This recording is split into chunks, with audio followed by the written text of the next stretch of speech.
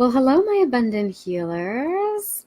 I am so excited to be hopping on here today. I really want to talk about a wonderful question that was popping up from the membership here.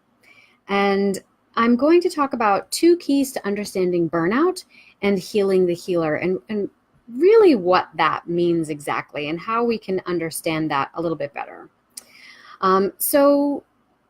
I really think it's such a wonderful question to pose because I believe that it probably resonates with a lot of people in this group and in the helping and healing professions in general. So I'm just going to read the question to you. I guess the most frustrating thing is coaching the same point over and over again. I just want to learn more about healing the healer. How do you not get too burned out when you keep hearing the same stories and you're frustrated yourself? So there's really two things that I want to acknowledge here. And I've definitely been there. Burnout is definitely something I have experienced. And so I really want to approach this from within the framework of the law of attraction. And there's really two key elements to that. And the first is that you're probably hearing the same stories because your feelings of burnout are unchanging. And so they're attracting more of the same that reflect that vibration, right? So the law of attraction states that we are vibrational beings. And incidentally, quantum physics would support that idea as well. So everything is made up of atoms, and atoms are nothing but moving particles that create a charge and a vibrational hum as they're moving around, buzzing around, right? And so these particles are attracted to one another based on the similarity of that vibration or hum or charge, whatever we're calling it, right? This is quantum theory. It's called entanglement.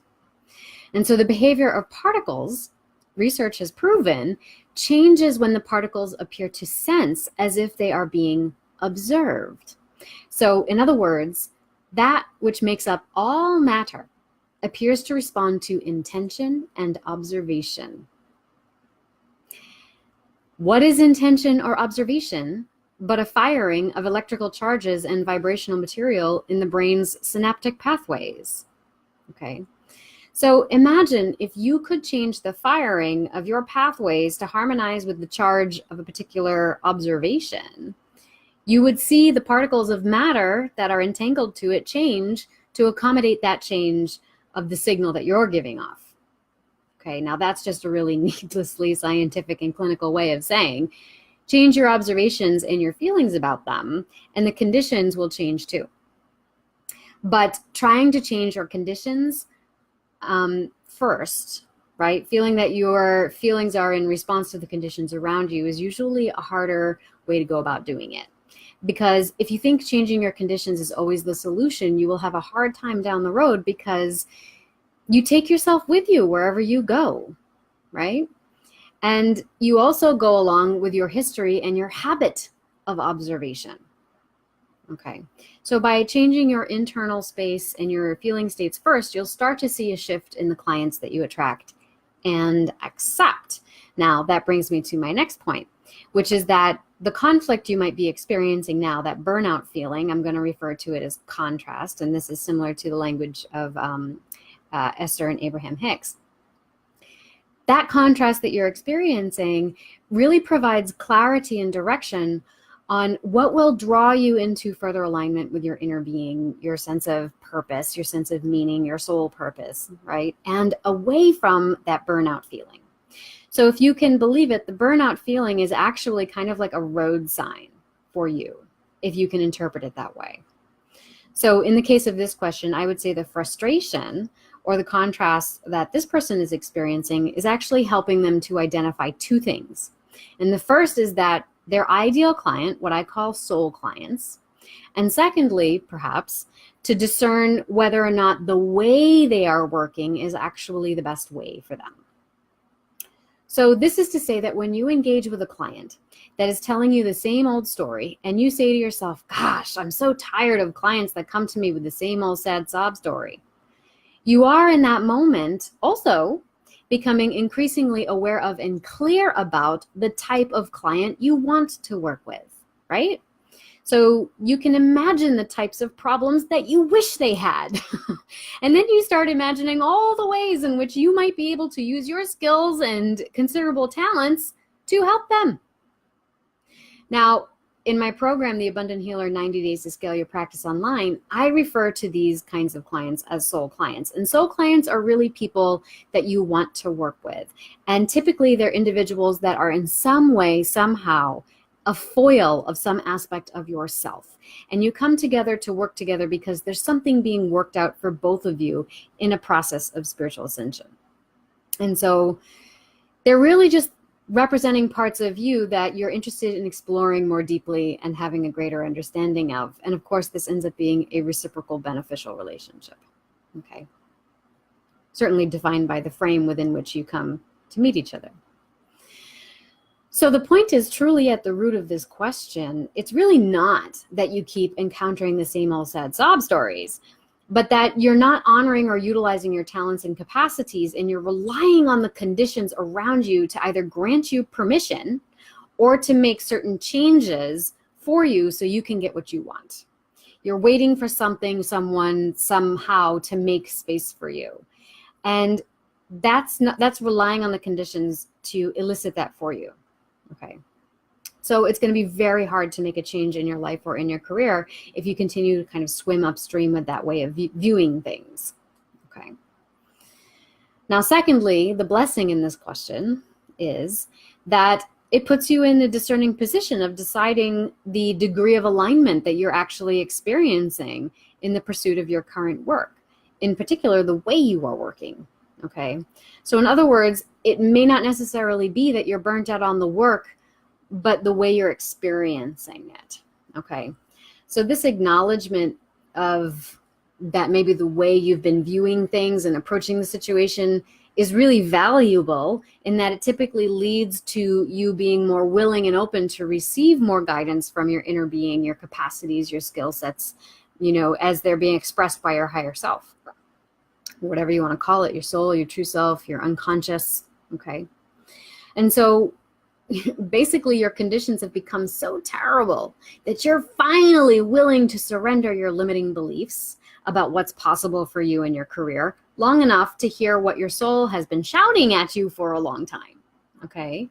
And it's just become so intolerable at this point because the more you keep deprioritizing those aspects of yourself, the louder and more intensely your inner being is going to disagree with you. And it's going to make you pretty damn uncomfortable until you start listening, right? The messenger doesn't go away. The messenger just knocks harder. So the solution may not necessarily be to quit your job and find another one, especially if your vibration is at the point of departure is one of burnout, right? Because that's sending out the vibration of burnout, and you'll only attract another burnout job. But if you cling to the notion that, changing the conditions will change my feelings, that same mechanism, that same template, that same construct, those conditions will eventually find you again. And it will rear its ugly head wherever you go, and you'll always feel pushed around and burnt out. Okay. Oftentimes people don't want to accept where they are and what they may be experiencing in any given moment, particularly if it's difficult. Because they're afraid that if they accept it or they just change their perception of it, then they'll get stuck there. But the paradox is that once you embrace the action of inaction, which is to say that you allow yourself to stop striving for what you think would be an improvement with what you think is wrong with you or someone or something else, the quote unquote rightness of that allowance actually changes the direction of the momentum, and things start showing up instead of you trying to chase them down. Okay. So I'm not saying that there's no action to be taken. Leaving your job, for example, may be something that you ultimately decide to do, but I would recommend that you do that once you've made peace with it. Okay. So once you no longer feel as if you're a slave to the conditions of that job or to the sad sob stories of the people that you see, even if it's in your own practice. Okay. Because once you can honestly feel as though you are leaving that situation or walking away from that situation or doing something to affect that situation as part of a discerning decision that follows inspired action steps, because it's honoring those talents and those skill sets that are yelling at you, and we know this because of this discomfort you're feeling, that allows for a whole different world of opportunities to open up to you. Okay. if you leave that way, if you leave from a burnout job, you're leaving in the vibration of escape, and it's going to follow you around. Okay. So when you shift the focus from feeling as though things are done to you to the idea that my feelings can dictate the doing, right?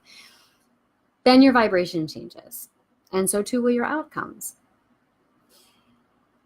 But that all sounds well and good, Brianna, but how do you find your way out of burnout when conditions are so terrible and intolerable?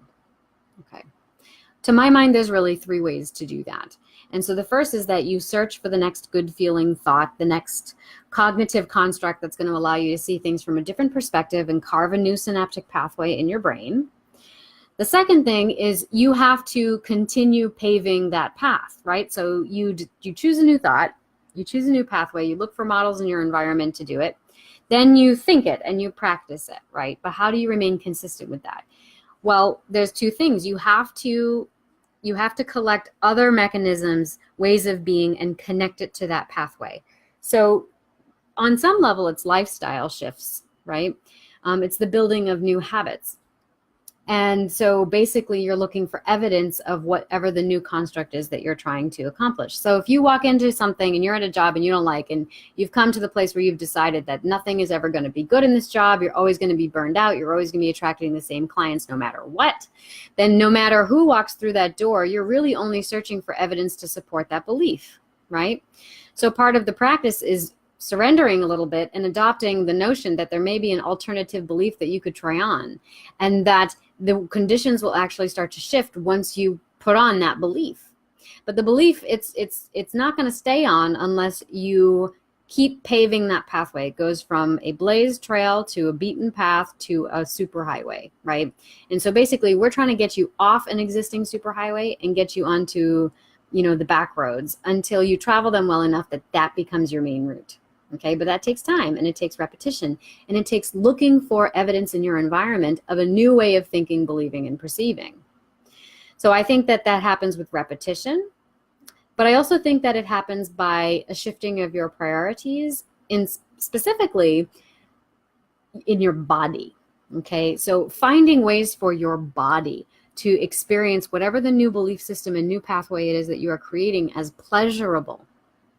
And so to my mind, we can't tell you stop driving on the highway, right? So if you've got this cycle going on in your head that I'm always burnt out, I hate this job, I hate my job, I hate my job, it's always going to be the same thing. I'm not going to tell you stop doing that. Find ways to stop thinking that, because then it's like, stop what? That thing, that hamster wheel that you can't seem to get off. Stop doing that, right? There's no way. You're on the same spectrum no matter what you're doing. So if you have that sense of burnout, and in trying to stop making yourself feel burned out is just going to contribute to the momentum you have around it, really what you want to do is you want to look at the underlying message of the burnout, which in this case we've explored the idea that perhaps it's pointing you towards the idea that there's aspects and elements of your experience and your talents and your skill sets that are not being utilized. So rather than try to stop something that's already got a ton of momentum rolling for you, add something to it. So that is to practice a new belief, and then add repetition to that. Make the choice to do things a little bit differently, and then make a conscientious choice to look for evidence to support that may be a good direction to follow. And then activate the body through doing things that make that new path pleasurable for you. So if you are an artist, maybe you're still feeling burnt out, but now you add to your weekly repertoire an hour a day where you explore your art making abilities. And over time, you start making this shift and allowing that to become more priority over the time, energy, and effort and thoughts that you add to the burnout momentum, right? It starts to titrate that a little bit.